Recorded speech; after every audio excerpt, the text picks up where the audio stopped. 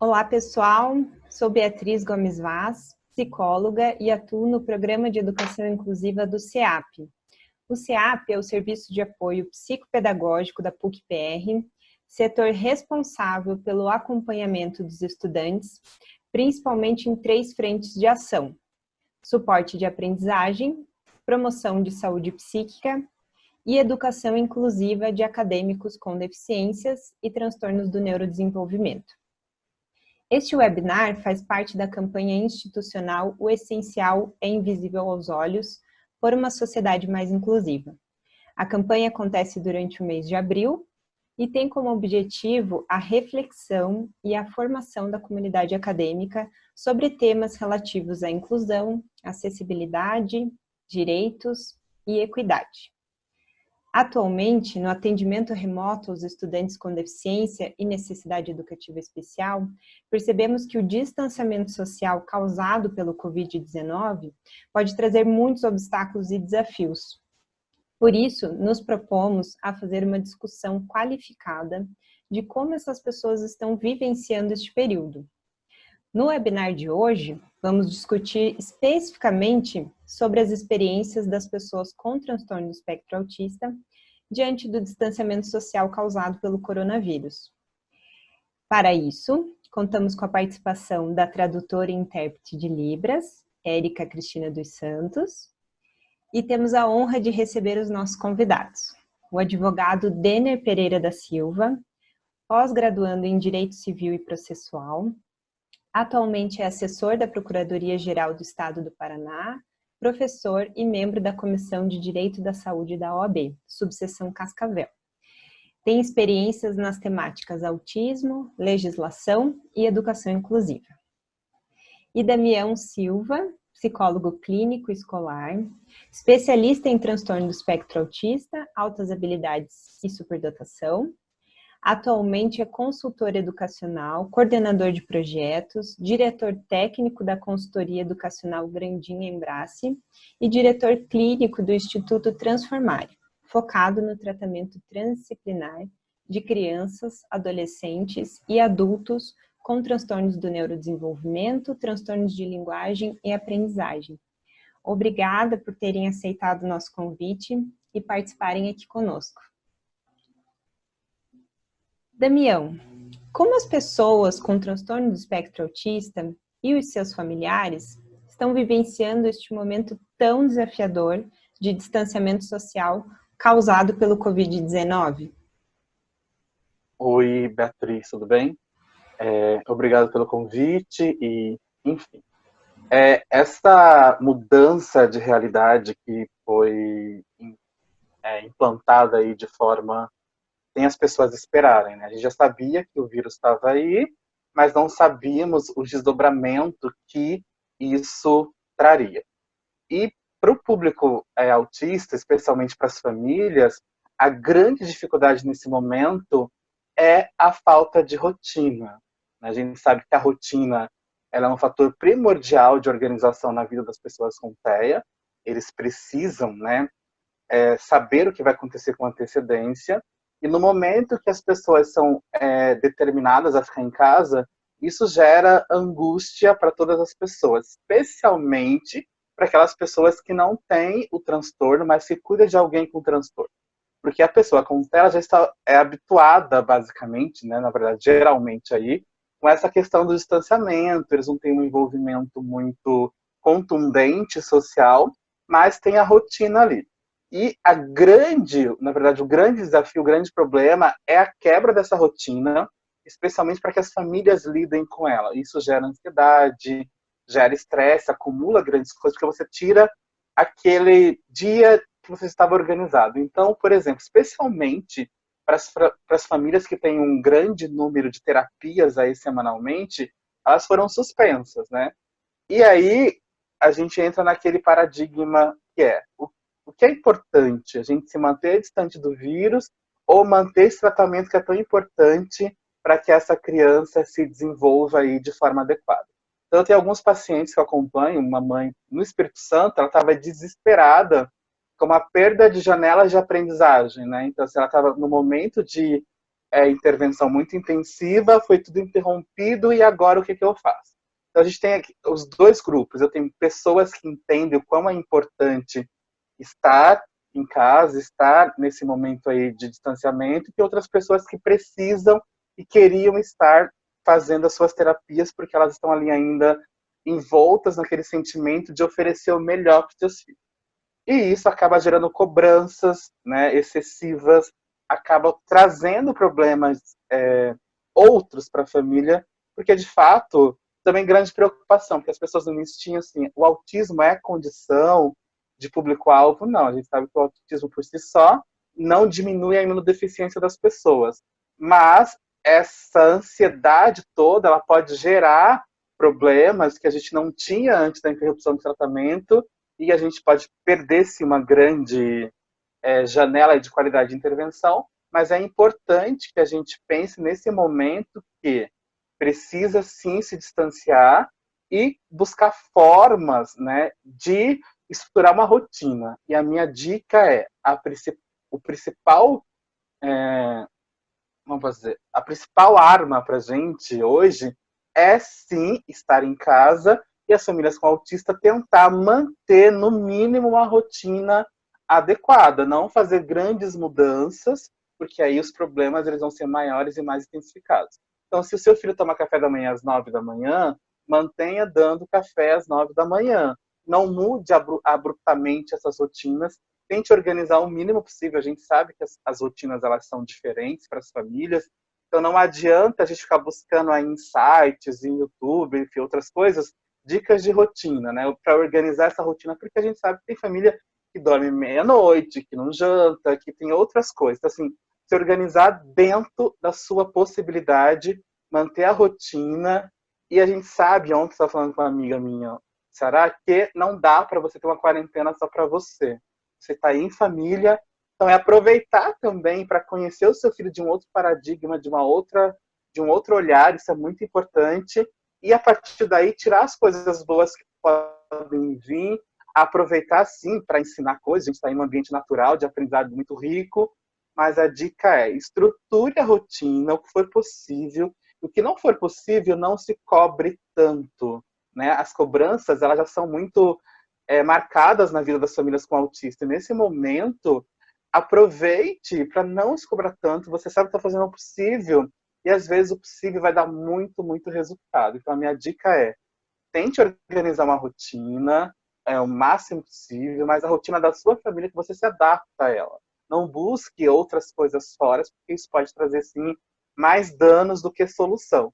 Então, tem muita gente aí dando dica de tudo. Filtre essas dicas e faça uso aí para minimizar os impactos desse distanciamento. E o importante agora é que a gente saia daqui, né, com o mínimo de saúde mental possível. Então, não se cobre tanto. A minha dica é: não se cobre tanto, fique focado na sua rotina e a gente sabe que vai passar e vai dar tudo certo. Obrigada, Damião, pelas suas contribuições. Acho que realmente deve estar sendo, né, um desafio para as famílias e para as pessoas que têm o TEA nesse momento, em manter uma rotina estruturada, mesmo diante de todos esses obstáculos causados pelo coronavírus, né? Mas de alguma forma trazer uma leveza para essa rotina e para que as famílias não se cobrem tanto. Eu acho que você traz uma coisa importante, que de repente é um momento de potencial de vínculo dessas famílias, né, com os seus filhos, né, com as pessoas que têm o TEA, e que de repente pode trazer uma nova oportunidade aí mesmo diante dessa crise, né? Obrigada, Damião. Denner, a gente sabe que há importantes avanços legislativos neste âmbito, principalmente representados pela Política Nacional de Proteção dos Direitos da Pessoa com Transtorno do Espectro Autista e também a Lei Brasileira da Inclusão. Como as leis e as políticas estão dando suporte às pessoas diante da nova dinâmica imposta pelo Covid-19? Olá, Beatriz, boa tarde, Dan, Érica, a todos, agradecer a PUC, especialmente ao CEAP, por organizar esse evento tão importante, né, nesses tempos difíceis em que estamos passando. Bom, Beatriz, você disse uma coisa extremamente importante. Tivemos muitos avanços do ponto de vista legal nos últimos anos em relação à proteção e o cuidado da pessoa com deficiência e, sobretudo, às pessoas no espectro autista. Principalmente a partir de 2012, com a Lei 12.764. E logo depois, em sequência, o Estatuto da Pessoa com Deficiência em 2015. Essas leis, sobretudo, mudaram, como eu falei, essa base protetiva da pessoa com deficiência e com autismo, e também mudaram os entendimentos dos magistrados quando a gente fala em judicialização. A gente já tinha dificuldade, até com essas leis, em condições normais de temperatura e pressão, para dar o atendimento, o tratamento adequado às pessoas no espectro. E agora esses desafios só aumentaram do ponto de vista jurídico, porque nós estamos numa pandemia que a gente não sabe quando que vai acabar, nós temos expectativas, mas não temos uma data. E como o Dan muito bem disse, há essa preocupação de interromper abruptamente o tratamento e as consequências que essa interrupção tem. Então nós tínhamos, por exemplo, um problema com o plano de saúde em relação à carência. Então, uma dúvida que as pessoas têm, que é importante que a gente diga, a carência, a pessoa no espectro, a pessoa com deficiência também está sujeita à carência de plano de saúde. Tá? Essa carência é no máximo de 180 dias. Uma dúvida que muitas pessoas tinham em relação à tal da doença pré-existente, que os planos exigem 2 anos para fazer esse atendimento. Primeiro que autismo é doença, é uma condição. E não é pré-existente porque é uma condição que já é inata da pessoa. Então, os planos não podem exigir esses 2 anos para fazer os atendimentos. O máximo é 180 dias. Importante nessa época agora do corona, que a ANS, ela emitiu uma nota técnica informando que o tratamento, e aí, independente se a pessoa está no espectro ou não, para qualquer pessoa, a carência máxima, se eu fizer um plano de saúde hoje, para eu fazer os testes de corona, receber o atendimento, é de 24 horas. Tá? E a ANS também, ela colocou que os atendimentos, no caso aí, esse específico da pessoa no espectro, eles podem sim ser realizados à distância, online, por um psicólogo.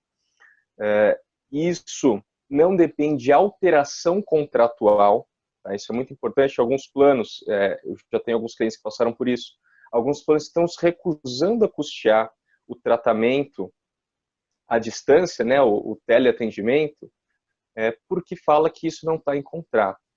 A ANS emitiu um parecer na semana passada dizendo que esse atendimento não depende de previsão contratual. Tá? Então, esses atendimentos psicológicos, sobretudo, que a gente sabe, o Dan é especialista nisso, a terapia ABA, que é um tratamento importantíssimo, que tem resultados científicos em relação ao desenvolvimento da pessoa no espectro, ele pode, na medida do possível, ser realizado à distância pelo profissional de saúde. Tá? E aí vocês são psicólogos, sabem melhor do que eu, né? Mas é bom a gente falar para o pessoal de casa. Esse atendimento, ele já é autorizado pelo Conselho Federal de Psicologia desde 2018. Tá? O psicólogo ele tem que fazer um cadastro no EPC, é um sistema online do Conselho, e tem uma autorização do Conselho e logo na sequência ele já é autorizado pelo Conselho de Classe a fazer esse atendimento. E aí, obviamente, também não é só para a pessoa no espectro, né? Mas para qualquer paciente que tenha. O Conselho, inclusive, Beatriz, eles relativizaram, nesse período do coronavírus, esse cadastro online. Então, o psicólogo hoje, ele pode entrar lá no EPSI e só de fato de ele fazer o pedido, já tem uma autorização quase que imediata do Conselho para ele fazer esses atendimentos.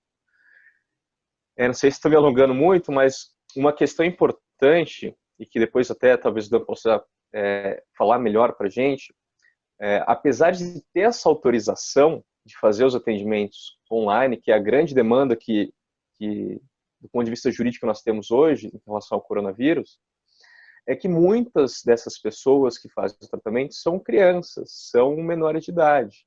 Né? Então há essa dificuldade de uma criança parar na frente de um computador, de um celular, e ter essa interação com o profissional de saúde, né? Seja o psicólogo até o médico, né? Então, por mais que tenha essa autorização, o profissional de saúde tem que ter esse traquejo para saber se é possível fazer esse atendimento, né? Bem legal, Denner, as suas contribuições. Acho que traz e mostra para nós um desafio que a gente está enfrentando hoje, né? Que seria atender ao distanciamento social, mas também não deixar de dar o suporte às pessoas que necessitam e que possivelmente estão necessitando mais ainda nesse momento, né? Pela tua experiência, né, pela tua atuação, Denner, a gente queria saber se tem surgido demandas jurídicas específicas nessas últimas semanas relacionadas ao coronavírus, e se sim, né, acho que você já até trouxe algumas experiências, né, mas o que tem mais chamado a sua atenção nesse sentido?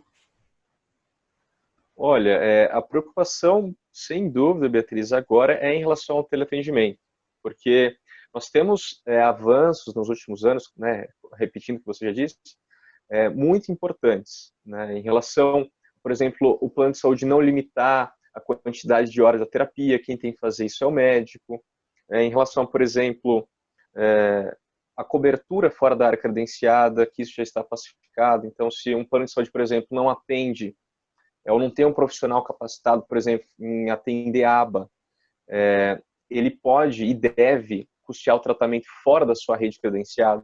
E repito, esse tratamento pode ser online nesse momento, né? Então, as principais dúvidas é em relação ao teleatendimento, tá? Uma coisa que surge também, que muitas pessoas vêm me perguntando, em relação se pode ter um aumento no valor mensal do plano de saúde agora, né? Agora em 2020. A resposta é não. Tá? Os planos de saúde não podem fazer alteração, porque as alterações que eles fazem é baseado no atendimento dos anos anteriores. Tá? Então, se eventualmente ter algum reajuste, esse reajuste ele fica postergado para 2021. Só para finalizar, Beatriz, muitas pessoas falam, você fala muito de plano de saúde, mas eu falo porque, infelizmente, o SUS, ele não está preparado, por mais que ele tenha profissionais habilitados, eles tenham neuro, ele tenha pediatra, ele tenha psiquiatra e psicólogos do CAPS, a rede pública, infelizmente, não está preparada, geralmente, em sua maioria, para fazer o atendimento adequado e multiprofissional que a pessoa no espectro precisa. O que o SUS garante, e funciona muito bem, quase sempre, né, em relação aos medicamentos. Então, a pessoa no espectro que precisa de medicamento, o SUS garante esses medicamentos. E à medida que o poder público vem tomando, para minimizar um pouco nesse período do coronavírus, antecipar as dosagens. Então, se a pessoa utiliza, sei lá, o canabidiol, utiliza uma dose mensal, alguns aqui no Paraná eu sei que estão fazendo isso, o SUS está antecipando as doses. Então, você toma, sei lá, uma quantidade X por mês, eles vão te dar 2X nesse mês, para você evitar justamente o deslocamento até a farmácia popular, né? Uma farmácia central do estado. Legal, Denner, muito obrigada pelas tuas contribuições. Acho que podem ser dúvidas, né, frequentes das famílias e das pessoas que têm o TEA, né? Eu acho que já podem ser esclarecidas algumas dúvidas aí, né? Principalmente as dúvidas jurídicas, né, em relação ao plano e tudo mais. Muito obrigada pelas suas contribuições. Para a gente concluir a nossa conversa, nosso debate aqui hoje, Damião, considerando a sua experiência clínica, você teria alguma sugestão do que poderia ser feito para minimizar os comportamentos disruptivos das pessoas com TEA e na adaptação a essa nova rotina gerada pelo distanciamento social? Isso é uma grande dúvida e as pessoas têm falado bastante.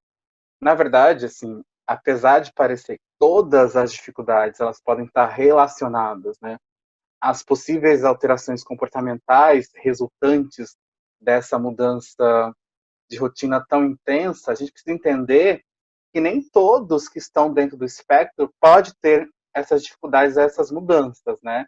Porém, a gente precisa entender que esses sintomas eles podem se dar em função do baixo repertório social do indivíduo, ou até mesmo dos comportamentos rígidos aí de apego, volto a dizer, à rotina.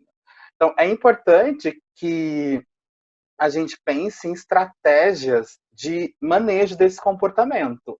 Por isso que o Daniel falou que é tão importante lá na outra fala dele, que apesar dos conselhos terem liberado o teleatendimento, e na maioria das vezes os pacientes são crianças, adolescentes, não terem aí as funções executivas necessárias para participar de um atendimento de intervenção online, é importante que os profissionais atendam e orientem os pais, né? É importante que os pais, nesse momento, eles tenham uma função importante, mas eu volto a dizer que pai é pai, terapeuta é terapeuta, então são funções aí distintas, mas que pode colaborar bastante, sim, nessa fase aí de transição e de diminuição dos atendimentos. Então, a primeira dica é: fale diretamente com o terapeuta do seu filho, entenda como se dava o plano de intervenção, pegue essas orientações para saber o que motiva o seu filho, né? Os pais conhecem, na verdade a gente sabe que os pais conhecem os filhos aí de maneira muito, muito eficaz, mas é importante a gente saber quais são as estratégias utilizadas para diminuir a ansiedade, para diminuir o estresse. Então, a dica é: converse com os terapeutas dos seus filhos online. A gente está disponível aí para continuar dando as orientações. Provavelmente não vai ser aquela intensidade que vocês estão acostumados, de um por um ali, mas é importante nesse momento que vocês mediem esse processo. E a dica é, de novo, né? Eu já tinha falado da rotina, mas tentar organizar uma rotina para esse momento de distanciamento social. Preservar as brincadeiras de família e lembrar, gente, que vocês são pais. A gente tem recebido aí grandes demandas das escolas, né? Minha grande preocupação dos pais são: Dan, eu recebi aqui atividades da escola, atividade X, aquela atividade toda. Gente, vocês são pais. Então, organizar a rotina, como eu disse. De manhã, ele estava em casa, continue fazendo ou tentando as mesmas coisas que vocês fariam nesse horário. À tarde, está para a escola, tenta fazer aí uma atividade pedagógica, mas, de novo, você não é professor, então não precisa se culpar, se cobrar do entendimento que um profissional teria. Então, essa é a grande frustração dos pais, eu não dou conta de fazer. Então, a dica é: faça o que você dê conta. E, de novo, nesse momento, a gente sabe que o nível de estresse vai subir, que a ansiedade vai aumentar muito, que vocês vão chorar, a gente está todo mundo chorando, mas é importante pensar que é uma possibilidade de você conhecer melhor, estabelecer vínculos melhores aí, e também, olha outra coisa importante, os pais nesse momento estão aí, a gente sabe que muitas vezes, né, esse cuidado com a pessoa com autismo fica muito com a mãe, né? A gente sabe que isso não é regra, mas a gente sabe que um grande montante fica aí com a mãe. Estando toda a família em casa, tal a gente participar dessa rotina, entender um pouco mais, cuidar um pouco mais, e a dica é: cuide um dos outros, cuide da pessoa com autismo, cuide de você que não tem, mas, de novo, respira, senta e tenta fazer o que é possível. E não precisa agir no lugar do terapeuta, porque eles estão aí tentando fazer tudo isso, né? Mas é uma oportunidade, como a gente disse, de estabelecer, de ampliar o vínculo que já se tinha e fazer atividades em família o tempo todo. A gente está dando dicas de atividades de lazer, né? Os meus programas hoje todos estão aí para habilidades de lazer em família. Então, brincar, questão de filme, usar o que tem em casa, não precisa de grandes coisas, né? Então, atividades físicas onde for possível, no quintal, é muito importante nesse momento que eles gastem energia aí com as atividades de coordenação motora fina, de coordenação motora grossa, e que eles se sintam acolhidos, né? O importante nesse momento é acolher, e a gente sabe que não dá para ter a mesma rotina que a gente tinha antes. Depois, como o Daniel disse, tem uma previsão aí que a gente consiga retomar algumas coisas, mas também não vai ser a mesma coisa. Então é o momento da gente se adaptar, se acostumar, e a gente sabe, de verdade, eu enquanto terapeuta, aba que sou, e educador, o amor e o carinho são a base de tudo. Então, se você estiver dando isso para os seus filhos, se você estiver recebendo tudo isso, independente ou não da quarentena, isso vai ter um efeito muito positivo. Então, a minha dica é: faça uso do amor, do carinho e do cuidado sem moderação alguma, né? e viva o que a gente está podendo ver agora. Não se cobre por produtividade, por seguir tudo isso. Tem gente aí fazendo, essas metas, as pessoas ficam o tempo todo atrás de metas, e isso pode causar mais frustração ainda. Preciso ler 2 livros, fazer isso, fazer aquilo. Não, não, não, não. Não precisa fazer nada. Faça o que você quiser, o que você puder, mas lembrando, sim, eu preciso cuidar do meu filho com autismo, do meu sobrinho, do meu irmão, mas eu também preciso cuidar de mim, e eu vou me organizar, e a família está aí para te apoiar. Então, agora, nesse caso, é apoio familiar, amor incondicional aí, atenção para todo mundo, se cuidem, vai passar, a gente vai sair daqui com muitos aprendizados disso, e o que importa é ter o apoio, como o Danir disse, saber o que está acontecendo, porque não dá para interromper total os tratamentos. Essa orientação de pais eu já fazia antes, presencialmente, agora eu estou fazendo aí à distância, e sim, vai dar tudo certo. Obrigada, Damião, pela sua contribuição. Obrigada, Denner, pela sua contribuição também no webinar de hoje. Acho que foi muito bacana a gente discutir esse tema que é tão complexo de uma maneira interdisciplinar, né? Então, acho que a gente responde de uma forma mais interessante, né? Um tema complexo a partir de várias perspectivas, né? Tanto a jurídica, quanto a clínica, a psicológica. Acho que isso contribui muito com a nossa discussão e com as nossas tentativas aí de adaptação e de potenciais que a gente pode ter nesse período, mesmo diante de todos esses obstáculos e desafios. Então, agradecer mais uma vez a participação e a contribuição de vocês, agradecer a Érica também pela sua participação, Érica, pessoal que nos acompanhou, a gente espera ter contribuído com a temática de hoje, e convido vocês a nos acompanharem nas redes sociais e acompanharem as próximas ações da nossa campanha da inclusão da PUC. Muito obrigada a todos.